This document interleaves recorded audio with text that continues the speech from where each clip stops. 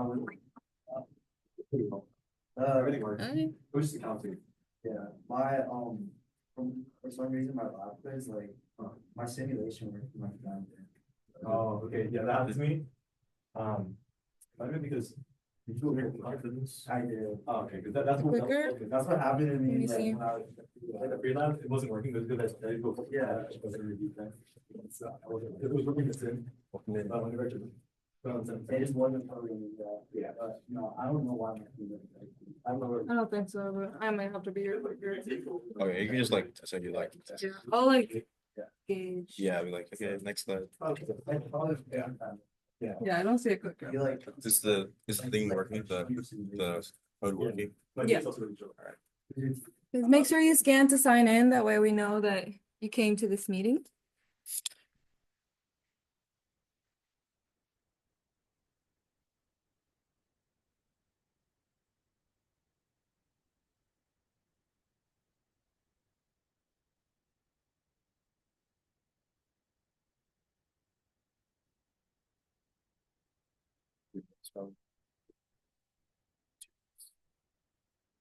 What? I'm gonna start right at 6. Oh yeah, we can start right at 6. Be punctual. So show up.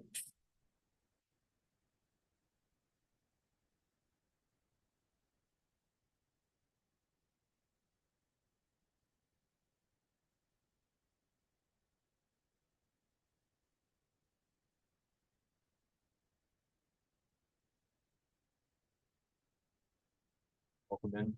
Hi, welcome.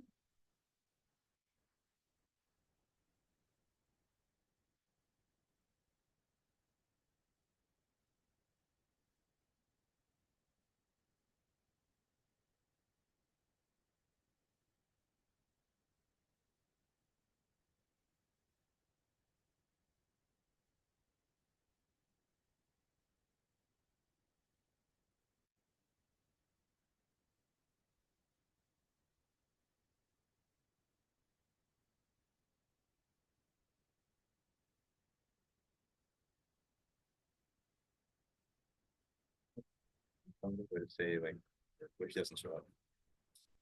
That's why I'll just keep talking. So I can't probably see doing myself. Do the demo myself. Yeah, he'll definitely come. But the demo is easy.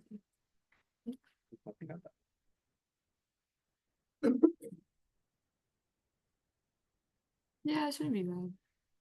What? Yeah. Well, I guess we can go ahead and start. Hi everyone. My name is Barbara. I'm the educational engagement lead for Swamp Launch. I'm Emily. I'm the software airspace. I'm testing lead for Swap West Spaceport team. Yeah, this is our subscale, part of our subscale for SL. We did a test launch with this rocket. But yeah, we're just gonna go and do a little overview of rocketry. Are you guys like super familiar with rocketry, or are you guys completely new to this?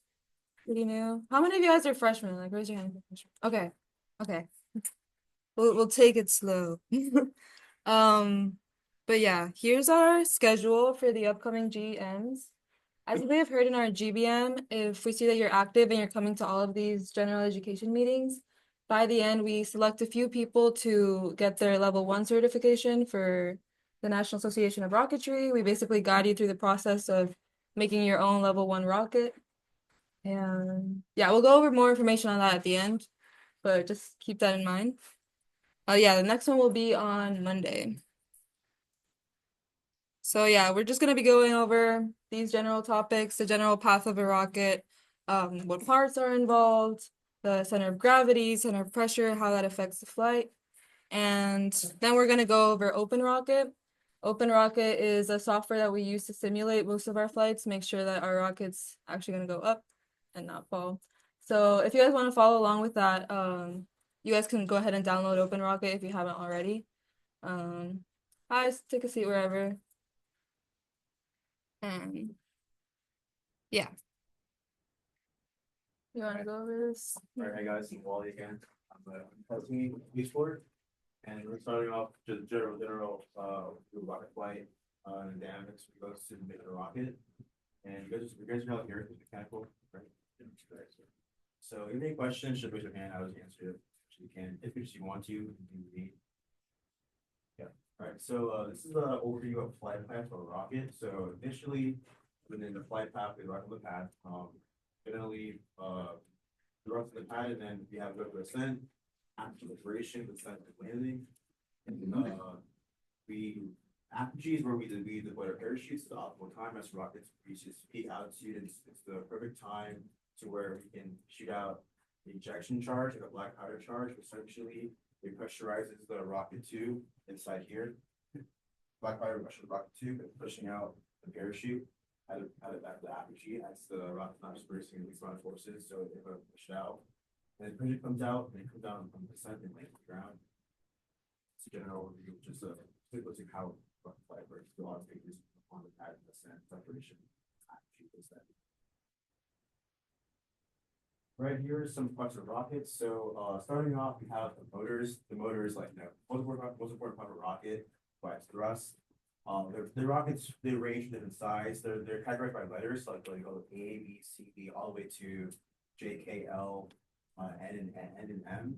And essentially each letter is just like how fast the motor is. So each letter around like doubles in power like impulse. And that's just motors involved with the rocket.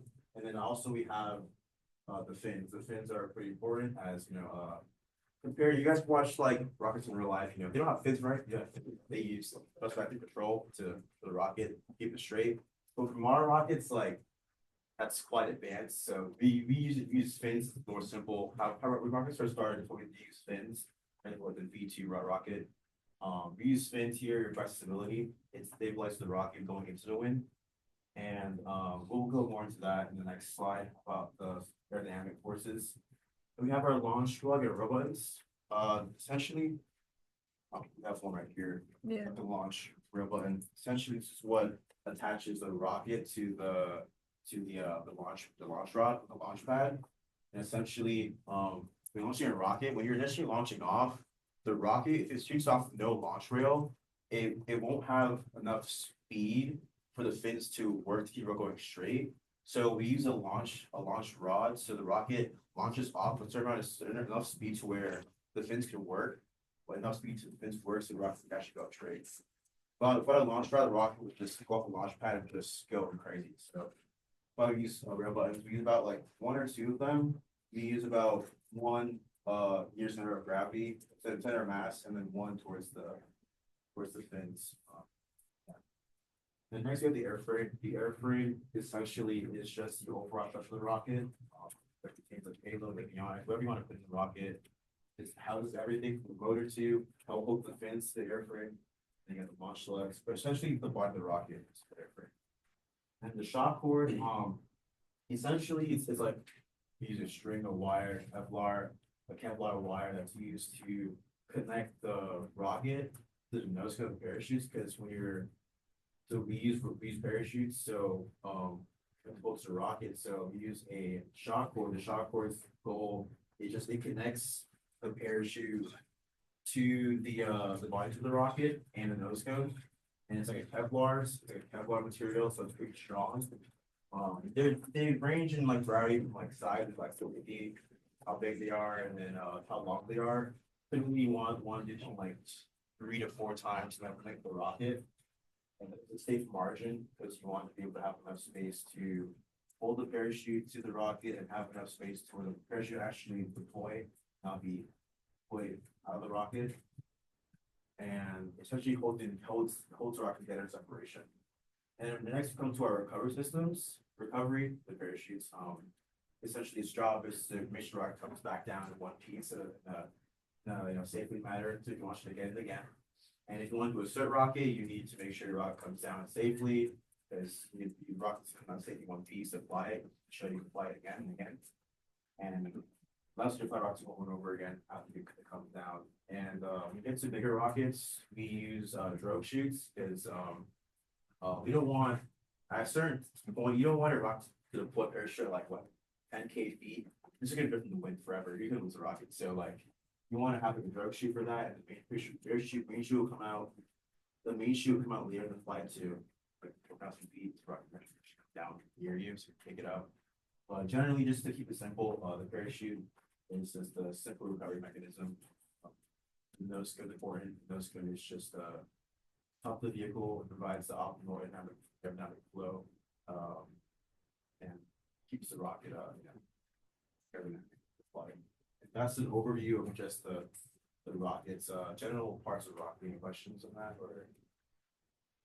Yeah, essentially a drogue or the drogue chute, that's like a tiny little parachute to help slow down the rocket, because if you launch like a huge parachute while it's that high up, you're gonna be driving for miles to find it. So a little parachute at a first stage of separation helps slow it down, and then the second larger one closer to the ground will help us be able to recover that, because we don't want to make a new rocket every year. So it helps us recycle some parts. Right, so when it comes to motor assembly, this is a pretty simple motor assembly, pretty popular when you're building, this one here is pretty popular building like low power rockets, and then high power rockets use more of this style. So essentially the motor assembly is where you have the feathering ring. You have these feathering rings and a motor tube, so when you put the motor to the rocket, so how do you make sure that the energy from the motor transfers the motor to the rocket when you go up? We use feathering ring. Feathering ring essentially, you put the motor. You have a motor tube, put the motor into the tube, and you have centering rings. Essentially, its job is that because the motor most likely will be smaller than the airframe of the rocket, as you in this picture. So you have centering rings, which job is to connect the motor tube to the rest of the rocket, so energy transfers to the rocket to make it go up. And the different designs for this. This is more designed for like high power rockets, mid power rockets, and this is more popular for like when you're building little like low power rockets. You probably buy one on the internet for like pretty cheap. And then motor tube, centering rings, and then we have a thing called a motor rotator. A motor rotator's job essentially is to make sure the motor does not fall out of the motor tube. So essentially, when your rocket is launching in flight, you want to make sure that the motor, the actual motor of the rocket will stay in. So you guys use a pretty popular for like small, like mid scale low power rockets. You use like little clips here to extend beyond the motor tube, to where when you have the motor in, a little bit of the motor will be sticking out here, and then you have the retainer's job just to put right under it. Because in low power, mid power rockets, or like rocket in general, you have the black power charge, ejection charge that would shoot.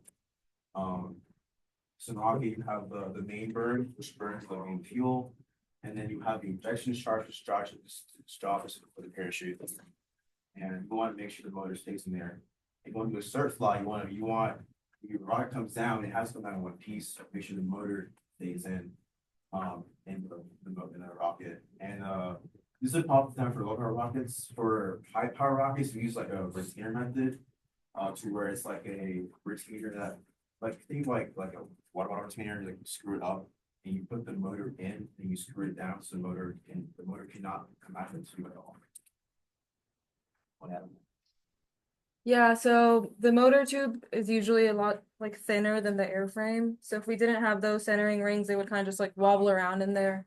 So those centering rings help match the outer diameter of the airframe or the inner diameter. And that way, yeah, that rocket does fly from the power of the motor. And probably have about 1, 2, 3 retainers. It's a long motor tube. The motor is right here. Centering rings right here. You probably have a retainer or a clip back into a mission where it's not fall out. Yep. Questions on that? Or Good. Okay. all right, so this is another example for motor assembly. So with rockets, there are 2 different ways you can like you can mount fins to the rocket. So one easy way, if you mess around with like low power rockets, you essentially just glue like epoxy, like glue the fins onto the airframe. But if you, let's say that you want to make like a cert rocket, or like or just want to build a more structurally stronger rocket, you can, the design is called glue to wall fins. So essentially here is that we see here we have the motor rotating method, we have the centering rings, the motor tube, and what you do here for this method is where the fins not only just attach to the airframe, they attach to the airframe and they touch the actual motor tube inside. And you're not only gluing the rocket to the airframe, you're gluing it to the motor tubes. This is a more structurally sound method of building a rocket, especially when you build an L1 rocket. It's more stronger, and yeah, it's a very popular method for building L1s. As you can see in this picture, so you would have like 7 rings here. You would put essentially the three wall method is you have like the fin, and it will have like a tab that extends beyond the actual fin, which would just push into the rocket, so you wouldn't see it. It would go down and touch the motor tube, and you would just epoxy or glue it down, and essentially it's a more stronger method of a rocket. Question on that? Makes sense. Through the wall. It's called through the wall fins setup for. Yeah, so you'll just mill like 4 slots all around the rocket, or the outer body tube, and then having, like Wally mentioned, having the fins through the wall will make it more structurally sound. And that's what we do for the L1 certs that we guide. It's just a lot of epoxying. It's like 8 rounds of epoxying, but yeah, it's structurally sound. Your fins won't rip off. Now we're going on to the more aerodynamics part of the building rocket. It's really important. So we have 2 important things in building a rocket. It's called your CG and CP, center of gravity and center of pressure. Your center of gravity is essentially by your center of mass of rockets, where all the forces of the mass of rockets balance. And then the center of pressure is where all the aerodynamic forces of the rocket are concentrated. And as you can tell, point where the lift and drag forces cancel. These are very important when for the rocket, especially when you're using Open Rocket. Open Rocket is software, especially like our software for building rockets. It's like to be your best friend, best friend. So essentially, those are the 2 essential aerodynamic forces on a rocket. I think the next one has that actually. This one? Yeah, this one. So these 2 are very important in terms of the stability of a motor of a rocket, because when you're flying a rocket, for a stable flight, you want to have your center of gravity be below your center, must be above your center of pressure. So you see here, this is a NASA depiction of what's going on in the flight path. Right over here. Right. So this is a NASA depiction of the flight stability of your flight and flight forms of flight. So in the first side, you have your center of pressure that's below center of gravity. And essentially it shows a stable rocket. And the other one is shows what happens when you create your center of pressure above center of gravity. Shows an unstable flight. Think of it like your center of gravity is like your center of the rocket, and you want to have that above your steering mechanism that turns it around. When you're flying in the wind, it's always behind it, not above it. Kind of like, let's see, like a boat, like propeller boat, like similar method. And when you're building a rocket, this is a general rule to make a stable flight. And you always want to have your center of pressure to be at least one body diameter of the rocket behind your center of gravity. When have your center of gravity, your center of pressure to be one body diameter behind center of gravity for stable flight. We measure that in like called calibers of like stability. So like if your center of pressure is one body diameter behind your center of gravity, it's equals to 1 caliber, which anything 1 and above is a stable flight. Anything below 1, unstable flight. Above 1, stable flight. Yeah. Questions on that? Yeah. It's like further back, you have the center of pressure, make it easier to control. The further back center of pressure, it makes it, so there's a term called weathercocking, is where when you're flying your rocket, so it's your fins, the more stable the rocket is, the more it wants to go into the wind. So let's say you're flying a very windy day, your rocket's really stable, it's gonna have a stronger turn into the wind, and if it was less stable. So typically you wanna make a rocket stable, not not over stable. Yeah. So like we fly rockets between like stable margins between like one caliber to 1 to 2 to 3. So our safe margin. When you go higher, it sounds better, but like it gets it can affect the flight depending what you want to do. But typically you want to stay between like 1, 2, 1, 2 to 3 is like this big margin. And Yeah. in the open window, Reed here, he's our Yeah, guy. He would do open rock demo. He would do a demo where he's gonna actually show like how centers CG and CP how they change in an actual simulation, and maybe that's his part.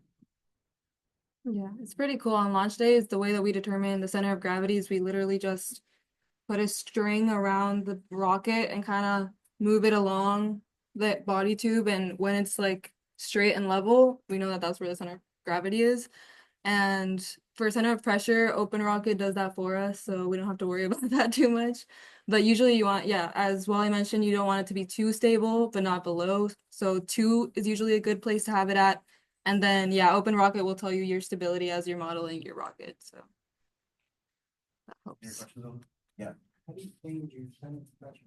Center of pressure. Oh wait, that'll be the next slide. But essentially, center of pressure, is your aerodynamics.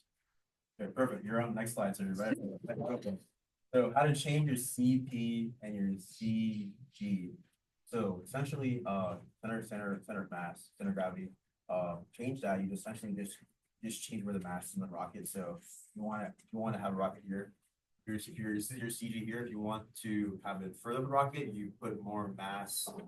You add more mass up here. When we move more down, you put more mass down here. And your CP, it's mostly driven by your fin size. So the larger your fins are in your rocket, the further back your CP would go. So the aerodynamic forces pushing the rocket, it will go further back. Smaller the area of the fins, the further up the CP would go in the rocket. And as you see here, you want to have one body tube diameter, at least one body tube diameter separate. So anything that's like, so for example, this rocket here, out of the above, just looks pretty rough. That's this. So it's like the body diameter of the rocket, and now just anything that's above, that's greater than this distance, is the stable flight. And that's basically, this will be equal to 1 caliber. So this is probably around like 2 caliber stability. So that makes sense. That's your question.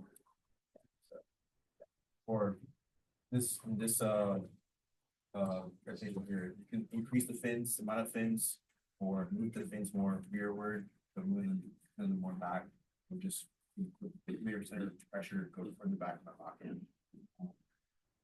And then very question to you is about stability. So if you want to make it more stable, you would want to increase your fins, move this back, or you can push center of gravity further up to increase stability. Either way, whatever it's your flight's purpose.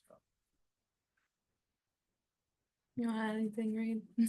not too much. One of the things is the way you can increase or move the CP rearward, is increasing the number of fins.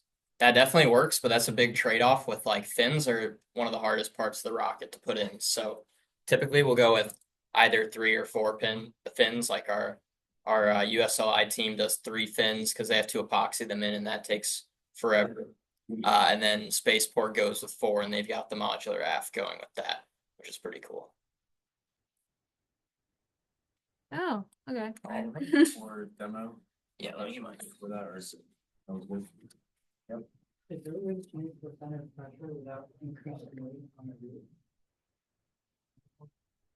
Increasing the hand.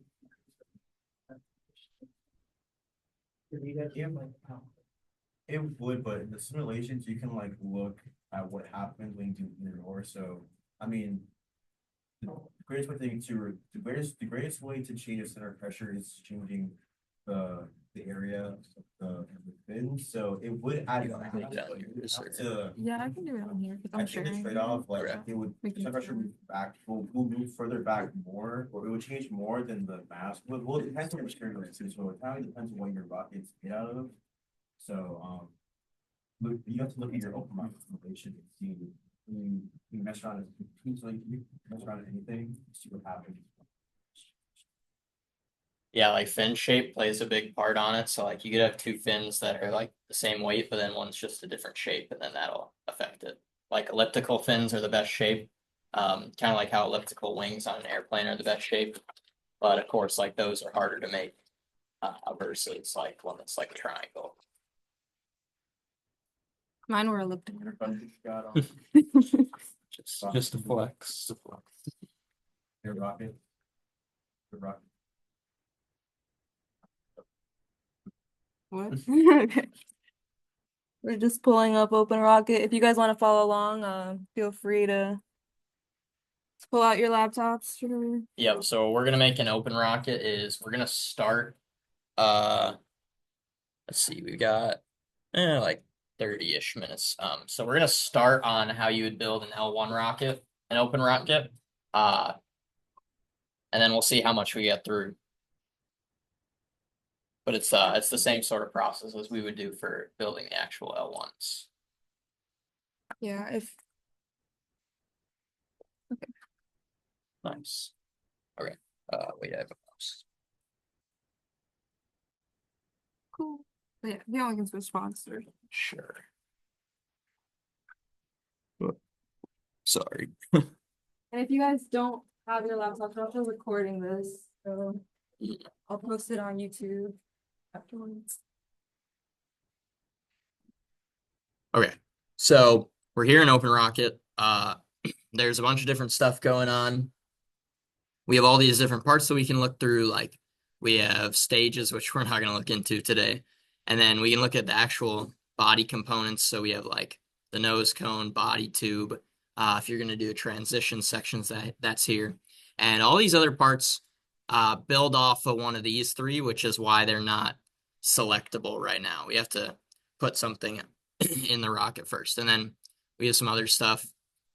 Inner tubes, couplers, centering rings, bulkheads, engine blocks, and then some mass simulators for parachutes and other things. So we'll start off by just putting in a nose cone. So you just click on it and I'll spawn it in. And then they have like a bunch of presets, which if you can find your actual nose cone, then this is great. But for this one, we're just gonna close it and put in some custom settings. So for the nose shape, we'll stick with ogive. There's a bunch of different shapes. Each of these just has like a different equation that kind of like shapes how the nose is gonna look. So ogive's a pretty common one, so we'll just stick with that. And then the shape parameter, we can just leave it 1. Length is 13 inches. Just make sure your units are all good with that. And then the diameter of these is a little over 3 inches. Oh, keeps switching on me. Okay. So yeah, 3.1. Yep, and the length's 13 inches. And then the wall thickness is going to be pretty small, just 100 thou.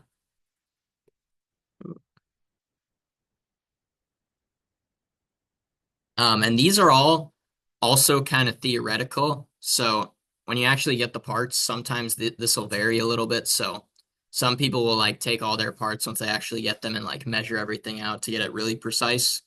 But this will be close enough. So for the component material, we're gonna pick polystyrene. This isn't what it's actually made out of, but it is pretty close, at least weight-wise. And then some regular paint, because an unpainted rocket is boring. And then you can go into the shoulder tab. And what the shoulder is, it's like just like a little cylinder that sticks off the bottom of the nose cone. And it's a little bit smaller than the diameter of the base of the nose cone. And that's basically just so that, yeah, you can see it's just so that it can kind of slide into the airframe easily. So diameter of this is going to be 3.002 inches. And then the length is going to be 3 inches. And then the thickness, is just going to be 0.1 again. And there's settings for end capped, and actually this one is end capped. So basically it just has a little just a little cap on the end. And that's just so that you can put in like usually like an eye bolt. An eye bolt is like a screw that has like a circle on the end. And what that lets you do is like tie a rope through that circle so that your nose cone stays connected to your parachutes and doesn't just like fall off. And then that's all we'll do for this. So you can just press OK. And then next we can add in a body tube. So again, with the body tubes, it's gonna show a bunch of different options. We'll just close it and put in some custom stuff. So the length of this is going to be 36 inches, 3 feet tall. All in all, the rocket ends up being a little under 4 feet tall. Actually, I think it's a little bit over 4 feet tall. So it is pretty big. And then the outer diameter is 3.146. Then the inner diameter, inner diameter is 3.002. And then the wall thickness is 0.72 or 0.072. And then the material for this is going to be quantum tubing. Quantum tubing's it's like basically PVC pipe. It's just like a little bit thinner, so it's a little lighter weight. But like, yeah, it's literally just like a plastic pipe. So it works pretty well. But or it works well on the smaller rockets. When you go up to the bigger rockets, like one like this, for example, it can be a little bit weak when you have like those really high thrust motors, or like you're coming in on landing pretty hard with all the weight of the rocket. The plastic just doesn't cut it anymore. So we go up to stronger materials, like this one's fiberglass, the spaceport one's bunch of carbon fiber, and that just helps with everything. And then that'll be it for the body tube. So just press OK on that. And then while you still have body tube selected, now we can go over here to inner tube. And for this, we're going to put in our motor tube. So this is, again, we'll just close that. So I'm actually going to rename this one. I guess I could have named the other ones, but oh well. We're going to name this one motor tube. So this is where the motor is going to be housed in. So the outer diameter of this is going to be 18 inches. Wait, what? Is that right? So is this? Okay. All right, we'll roll with it. Oh wait, no, that's the length. Okay. Oh yeah. Okay, yeah, it's definitely not that. 1.6. Okay, we'll do 18 inches, 18-inch length, and then for the diameter, we'll do 1.683. And then inner diameter is going to be 1.525. And then that's going to give a wall thickness of 0.079. There we go. A lot of them will kind of tend to update themselves, which is nice. And then we have some positioning for this. It actually is already set up to be good. So we have it set to bottom of parent component, and the parent component is just the body tube. And it being at the bottom means that it's at the back of the rocket, which is good. You don't want your motor at the front, or that'd be bad.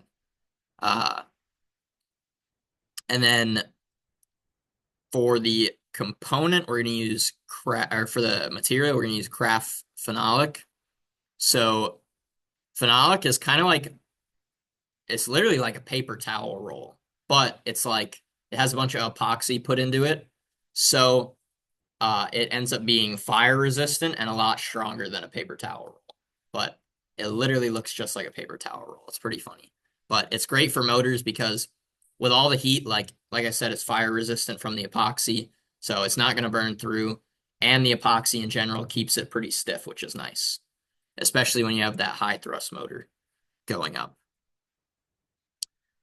For bigger rockets, that's another thing. Like we switch to better materials. Like this one, I think, has a fiberglass motor tube, and then the spaceport also use a fiberglass motor tube. Okay, yeah, I think so too. But yeah, fiberglass is also fire resistant, and it's a lot stronger than phenolic, so it works great. And then this motor thing is fake. We're not actually going to do that. And then that's pretty much it. So we'll press OK. And then while we still have motor tube selected, now we can head over to centering rings. So I think I showed up kind of late, but I think this was talked about earlier. Centering rings, keep everything in the center so that your rocket doesn't tip over.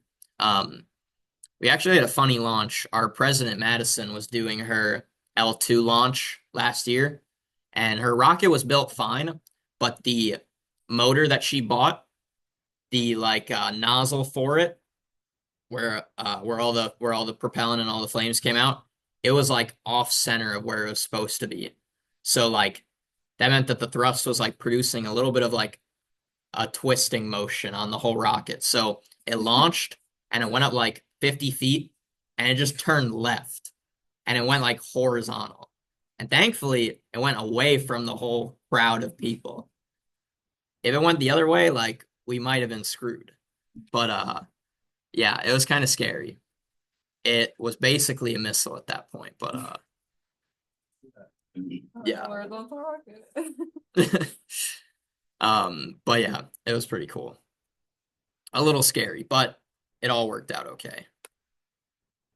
Okay, so for the centering ring, the outer diameter of it is going to be 0.625, or no, excuse me, it's going to be 3.002, same as the inner diameter of the body tube. And then the inner diameter is going to be 1.68. Oh, whoa, that's not right. Okay. The inner diameter is going to be 1.683. And then the thickness is going to be 0.625, just 5/8 of an inch. And then this one is plywood, and it is birch plywood. Actually, I want to say we use maple actually, but this is pretty close. But yeah, for the centering rings, wood's a pretty good choice just because it's really, really lightweight. And even though it is next to the motor, it's not really taking the heat of the motor. The phenolic helps with all that. So wood centering rings help to just keep weight low and keep everything centered. And you can cut them pretty easily on a water jet is what we typically do. And then for this one, I'm going to name this the forward centering ring. And then for the placement, I'm going to say top of the parent component. And then I'm going to make this +0. So, oh, okay, or 35. No, we're going to make it 0. So what that does is it brings it to the top of the motor tube. So generally, there will be a little variation on this if you need extra space requirements, but generally we like to have one centering ring at the top of the motor tube and one centering ring at the bottom of the motor tube. And the two of those will hold the motor tube in place pretty nicely. One at each end helps keep it stable. And we'll have a third that goes in the middle, and I'll go over that when we make that one, because that one's a little interesting. It kind of changes from rocket to rocket. Okay, so we'll just press OK with this one. And then the other 3 centering rings are all the same. So the other 2 centering rings are all the same. So I'm just going to copy this centering ring, and then I'm going to click on the motor tube, and I'm just going to paste in 2 more. And then I'm going to go to this bottom one, and I'm going to rename it to aft centering ring. And it's all the same specs, but this one we're going to do position relative to bottom of the parent component. And then we'll change that offset just to 0. So now this one goes to the bottom, and so that'll be a nice stable base for the motor tube. And then we can move on to the third one. So we'll just press OK with that. And then so this middle one, I'm just going to call it middle centering ring. And so the placement of this one, I'm going to give it a rough area, but it's kind of hard to tell right now. The way that we typically do this middle centering ring is we put it right above the fins. So the way we'll have it is we'll have the bottom of the fin sits right on top of the bottom centering ring, and then the top of the fin gets sandwiched by this middle centering ring, so that way the fins have like a nice stable base, just like the motor tube does. And they'll be supported from the top and bottom, and that'll help with any loads that they experience from thrust, or especially on landing. Generally, because of the fins and the motor, the aft is the heaviest section. So on landing, we want the aft to land first. And the reason for that is because if it doesn't land first, it could just straight up crush whatever's below it because it's so heavy. So because of that, the fins are, and since the fins stick out, the fins are the most likely thing to break on landing. So it's really good for us to have a nice stable base for the fins to sit on. So sandwiching between the two centering rings works well. And then we also do something called through the wall fins, which I'll go through in a little bit. But for this one, I'm just going to say relative to bottom, and I'm just going to say plus 7 inches for now.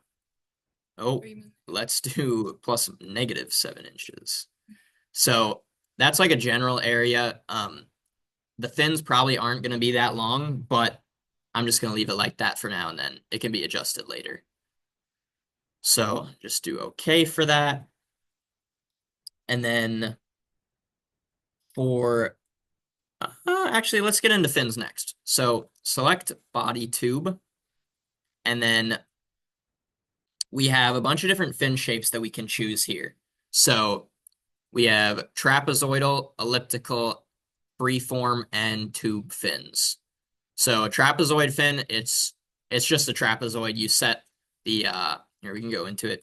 You set like how many fins, the root chord, which is like the length of the fin at its root when it's closest to the rocket, the tip chord, which is its length when it's furthest from the rocket, and then the height of it, and it just makes a trapezoid. And then if we go to elliptical, like I was talking about earlier, these are the most efficient fins. The only issue with them is that they are just like a weird shape, and you can cut them out on something like a water jet, can do it pretty easily, but it still ends up being like more of a complex thing than a trapezoidal fin. I mean, a trapezoidal fin is just a few straight lines and you've got it done. But these ones also, actually, never mind. Yeah, that's pretty much it. These ones are really good at what they do, but they are just a more complex shape. So typically, we'll skip them in favor of a trapezoidal fin. And then the other one is freeform, and this is just like a custom fin. So when you're in freeform, you can go to this tab called Shape, and then with this, you can just put in the points that you want. You can also model a fin shape in something like SolidWorks, and then you can like export it to here. So we've had some people do some pretty cool shapes, like someone once did fins that were kind of like in the shape of like a crescent moon almost. So that's not something that you can normally make on here, but you can make it in SolidWorks and then kind of import it into here. And it'll kind of plot it out and put it into the simulations. And then the last one is tube fins, and these are really weird. They're literally like toilet paper rolls glued to the rocket, and they actually work pretty well, but kind of well. They're really weird, but they're really cool to see because you just have like a bunch, like you'll just see some random rocket with like a bunch of circles sticking off of it, and then it flies like perfectly fine. But yeah, these ones have their own things going with them, but tube fins are a lot different. Like I'm sure you can see like this is way different than doing one of the other 3 fins, which are just like a flat piece of fiberglass or whatever else you're making it out of. Okay, so for today, I'm just gonna do trapezoidal fins. Those ones are pretty common. And I'm gonna keep it at 3 fins, because usually with an L1, all right, we're with any rocket in general, or I guess not any rocket, but with an L1, typically we epoxy the fins in, and epoxying takes a pretty long time because after you put epoxy in place, it takes a while to set. The epoxy that we use usually takes like 6 hours to set, and before it's set, it can kind of drip. So you have to make sure that the rocket is in like the right orientation while everything's setting, which means that like you can't really move on to doing the next fin until you're done with the first one. So what that means is that you have to epoxy, then you have to wait like 6 hours, then you epoxy, then you wait 6 hours.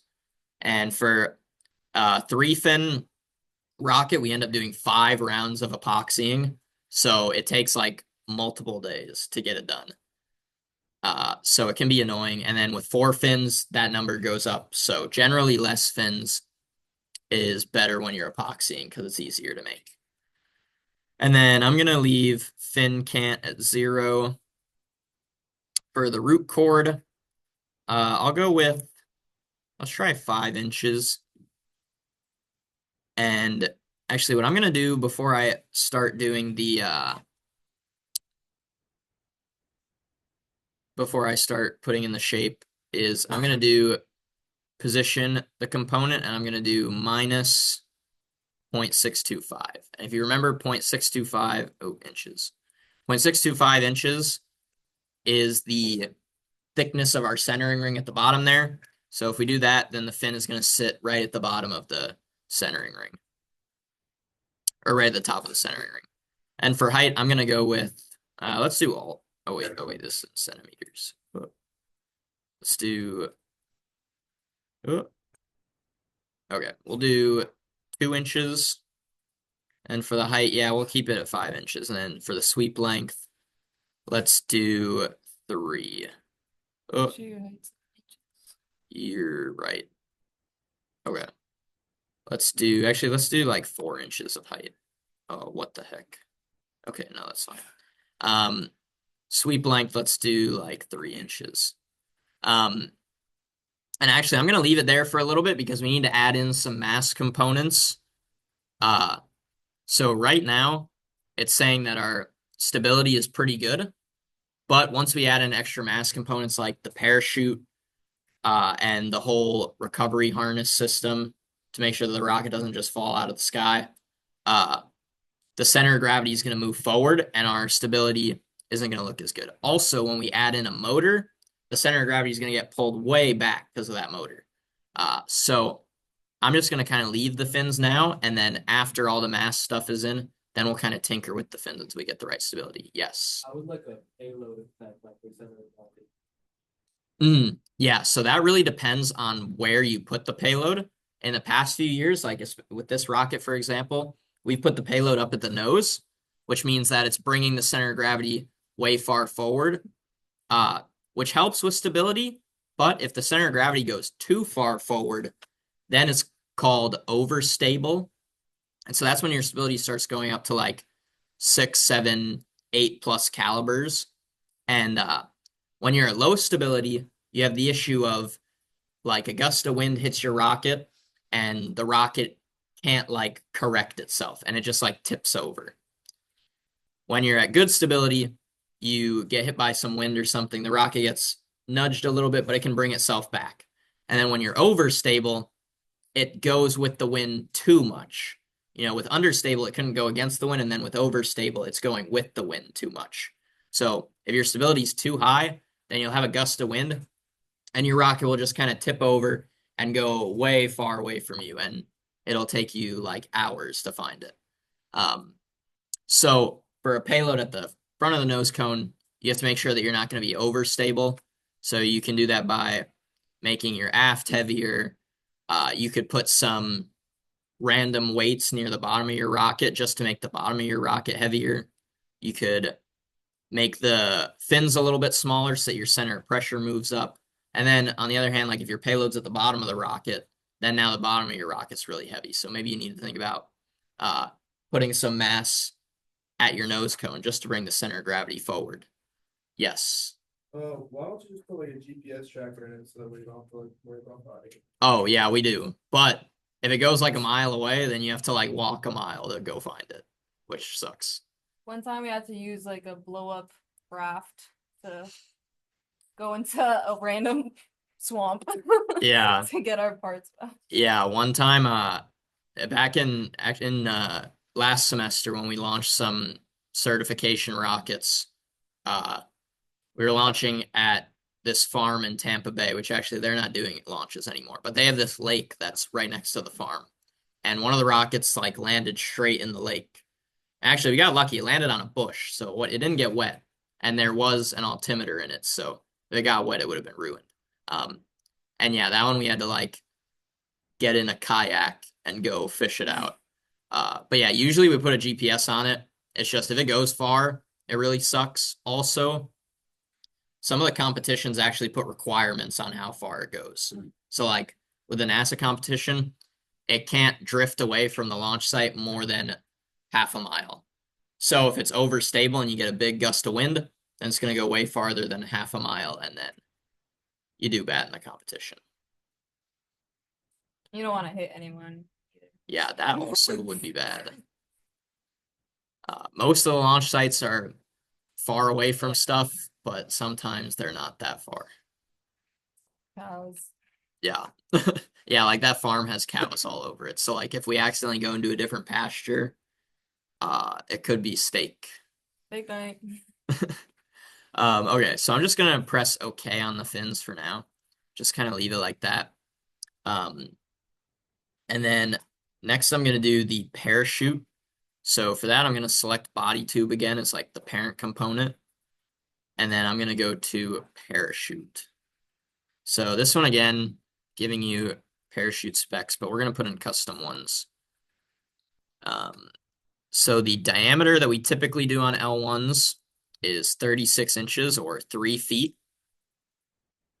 That ends up bringing it down slow enough that it's not going to break, but fast enough that we're not going to be waiting forever for it to come down. Or if it's coming down really slow, then that means that the wind can blow it really off course and far away.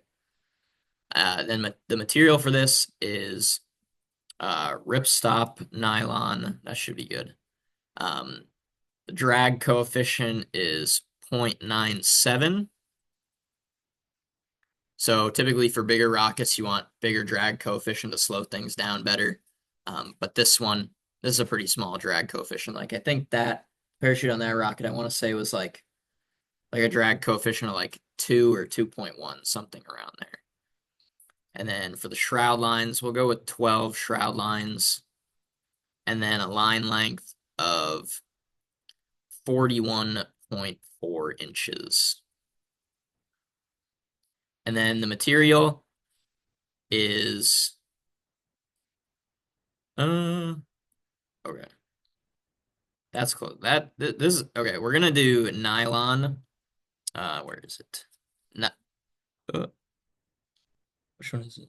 It says 400, 111, a pair line. Okay, number 4. Okay. 6.4 millimeters. Okay, I think it's this one. Oh no, that's rubber band.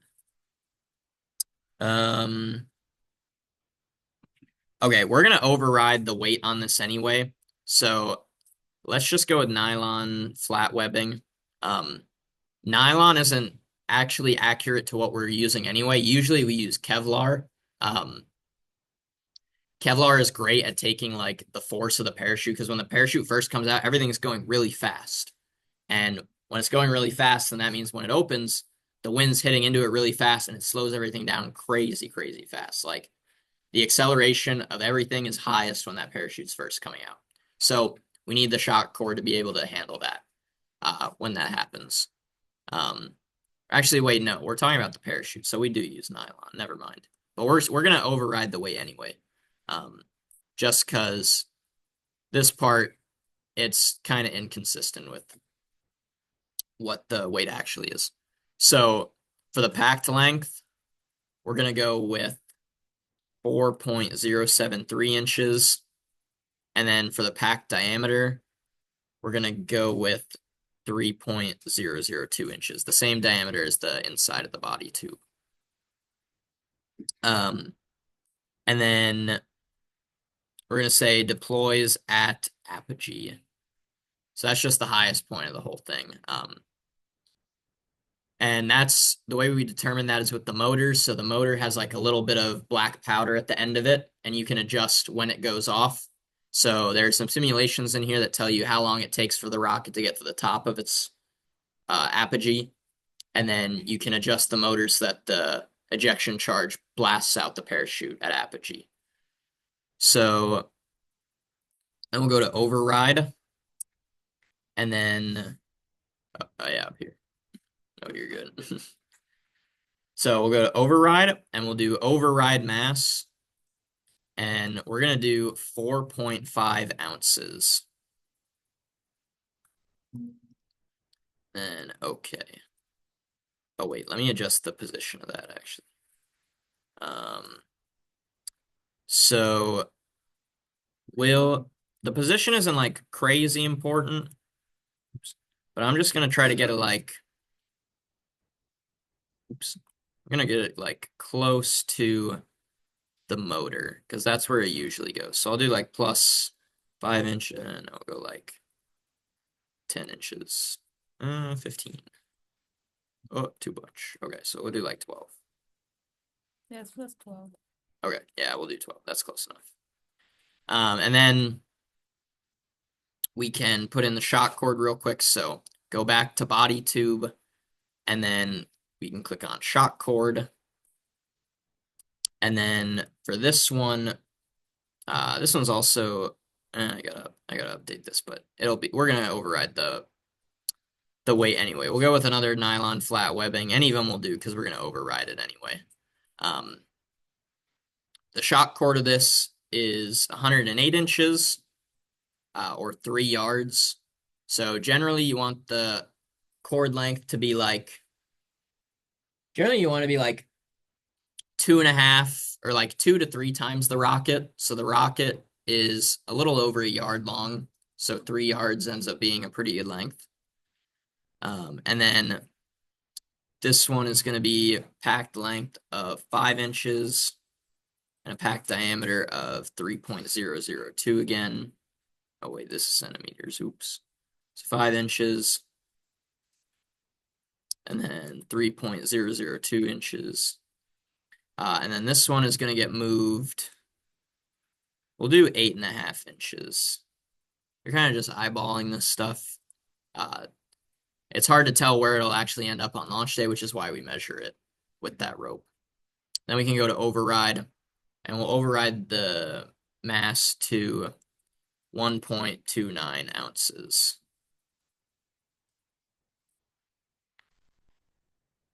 And that should be good. So we'll do okay. And then at this point, it probably won't end up too good, but let's try putting in a motor. So for that, we're gonna go up to these top tabs here. And right now we're in rocket design, and we're gonna go to motors and configuration. And then we can click on, oh, what the heck? Oh, we can click on the motor tube as one of our motor mounts so that it knows where to put the motor. And then we can go up here to new configuration, and a configuration is basically just like a motor setup. So we'll click new configuration, and then we're gonna look for, we only use motors by, or I guess Aerotech. So you can do clear all for the manufacturer, and then we can just select Aerotech. And then we can scroll down to the H motors. So for an L1, to get an L1 certification, you need to launch at least an H-class motor. So you can do an H or an I-class. We typically do H's just because they're cheaper, because they're smaller. So we usually do either an H, where is it in here? Yeah, we were mentioning earlier how the higher it is in the alphabet, the stronger the motor is. So little baby rockets will be like Class A motors, and then this one's just a little bit bigger. As reset, it'll be Class H. Mm-hmm. Oh, they're down here. Okay. So we usually either do H219T or here. Actually, I'm gonna move this slider on the right here so that it only gives us H motors. There you go. So we usually do either H219 or where's the other one? This one's 290. Okay. Oh yeah, okay, or H283. Both of those work pretty well and they're pretty common, so we'll use one of those. So I'll go with H219 to start. So I'm just gonna click on that and then I'm gonna press OK. So then it puts this gray motor at the end there. And actually, wow, the stability ended up being really good. Um, so the stability ended up being 2.09, which is pretty much spot on. Now we are missing a little bit of mass components, but they wouldn't change too much. Actually, the biggest mass component that we're missing is the epoxy for the fins. Usually we'd put in we just put in another inner tube at the back here, and we just add on some weight like that to be epoxy. But we're gonna skip that for today. And then one thing we're gonna do with the fins is we'll go back into the fins. So you can either double click the fins themselves or go over to the left and double click them. And then we're going to go to this tab up here called fin tabs. So what we do to help make sure that the fins are very stable is we do what's called through the wall fins. And what that means is we drill out a hole in the side of the airframe that's big enough for the fins to fit through. And then we add on like a little rectangle at the bottom of the fins so that the fins extend down to the motor tube. And then we epoxy the fins to the motor tube and the airframe. And that way they're supported at 2 points rather than just one. And it helps them be a lot more stable. So for the tab length, that's like how tall that rectangle is at the bottom of the fin. That's going to be 4.975 inches. It does have calculate automatically, but sometimes it kind of messes up. So, actually, excuse me, this is going to be 5 inches because our root chord is 5 inches. For the tab height, that's going to be 0.37 inches. And then you can see it extends down to the motor tube when we put that in. And then tab position, we'll just leave it 0. And then we can leave everything else as default. And then we can just press OK on this. So now you can see we have these tabs running down on the fin towards the motor tube to help keep things stable. So, okay, we're just going to run it. We're going to run simulations as it is now. It's not totally done, but we can at least see the simulations. So if you come up to flight simulations up here, I know I'm not actually going to do this, but typically in the simulation, I would take this middle centering ring and adjust its offset so that it's sitting right on top of the fins.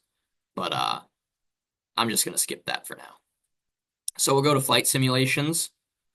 And then it should be blank or maybe it won't be. I don't know. But we're going to do new simulation. And then you can select your flight configuration. So we only have one right now, so we're going to leave it at that. And then here you can set the launch conditions. So let's see. Let's go with a wind speed of, that's actually pretty good. Yeah, all the wind stuff the default should be good enough. Same with the atmospheric.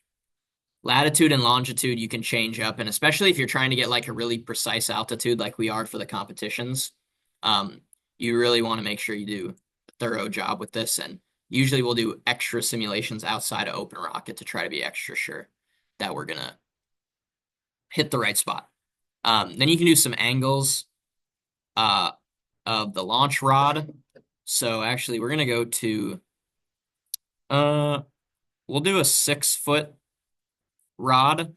So that's pretty common for L1 rockets, is to launch off of a 6-foot rod.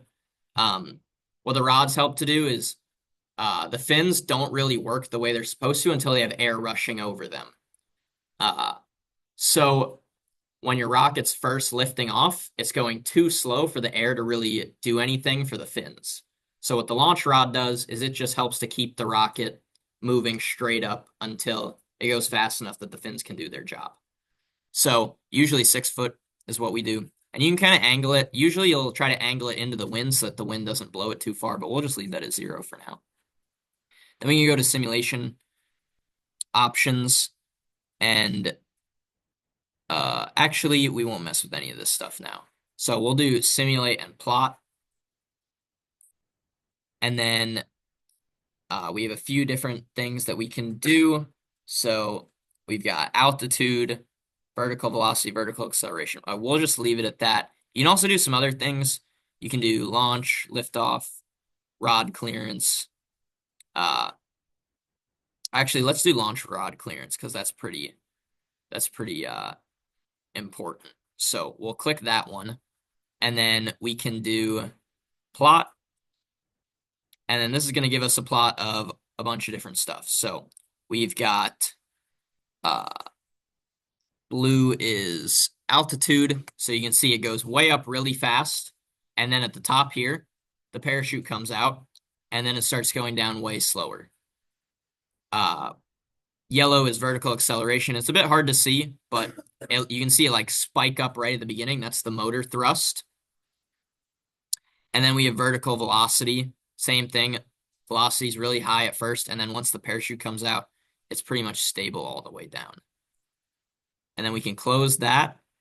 And then if we close the simulation, you'll see it gives us a bunch of numbers where that simulation is. So we have velocity off the rod, which I'm used to seeing this in feet per second, but I think 27 meters per second is pretty good. That's fast enough that once it's on its own away from the rod, it's still going to be going fast enough to be stable. We have apogee, 642. That's actually pretty low. Oh, wait, no, that's meters. Okay, actually, that's fine. Velocity at deployment. So that's like 3 feet per second. That's pretty good. It'll give us the optimum delay. So this is what you'll use when you're like figuring out how much to delay that black powder charge in the motor. We have a little tool to do that. It's like a little drill, and it'll let you adjust the delay. So we'll get it to around there. Max velocity, max acceleration, time to apogee, total flight time, and the ground hit velocity. Ground hit velocity is pretty important. If this is too high, then you'll be at risk of your fins breaking. So you always want to double check that that's not too high. So yeah, we'll leave it there for the open rocket demo. And then that'll conclude, except for one more. Yeah, so make sure you save your open rocket if you did do one. My name is Barbara Prexel on Slack, so you can send it to me. And then this is for certs. This is our application. Just to put that out there, it is $180. Just that's mostly the motor. The motor is pretty expensive, and then just to cover like all the materials. Actually, the cost is more like 200. Some of the prices have gone up a little recently. Inflation. Yep. So just so we buy that all for you, and then you just come into the lab and we work through the making the rocket. So yeah, we'll announce who will be selected to do their cert around the week of March 17th. And then we're projecting our launch to be around April 12th. So that week of March 17th, it'll be like a couple weeks of manufacturing. So if those weeks are a bit busy for you, maybe consider pushing it off for next semester, because we do these every semester. And yeah, we'll like announce it around the last GBM, and then or the GEM. And then the next GM will be avionics and recovery, Monday at 6:30 p.m. And if you guys didn't sign in, let me pull that up as well, so I know that you can. But yeah, thanks you guys. If you have any questions, feel free to ask us. Have a good weekend. Yep. Welcome. Yeah. Hope this works. I guess I'll stop share and it'll give me the option to. Oh, yeah. Yeah. Yeah. Or you have to end the meeting, and then it gives you the option. Thank you. Yep. Yeah. What? You said at the beginning you'd be posting a recording of that on YouTube or something? Yeah, so, Cause I might be. oh yeah, that's. I think it's called. Yeah, we have the YouTube channel, it's just Swan Launch, or maybe Swan Launch Rocket Team. Yeah, we'll post them all. And then, sending you a copy of us finished file of that. About halfway through, that's fine, or you can send me how far you got. I'll just finish it up. If you want, yeah, it's like, if you do get the views, or you get that step out of the way, because everyone has to do it anyway. What was your name again? I'm Barbara. Barbara. We should Slack you our. Yeah. The files? Yes, please. Thank you. Thank you guys. Yeah, how are you Yep. doing? Yeah.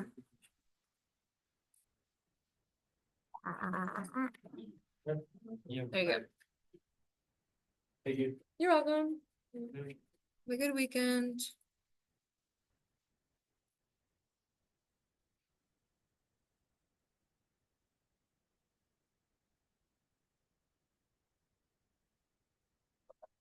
Yeah. So rocket certification, is that like a certification class to, like, what is that for? My impression was just like, we make some sort of rocket, you approve it, and then we actually construct it, but like. Yeah, So- it's through the National Association of Rocketry. It's like totally independent. Like you can do everything on the team without it. Okay. Like a bunch of people don't have a certification and do a bunch of stuff. Okay. A bunch of our leads like don't have any certifications, but Okay. it's just like an optional thing Yeah. if you want to do Okay. it for fun. You get to build your own rocket, and yeah, it's like we'll go through an open rocket sim and make sure that it's all good, and then we'll build up the rocket itself, and then take it to a launch site and launch it, and then you get a Okay. certification. That's cool. All right.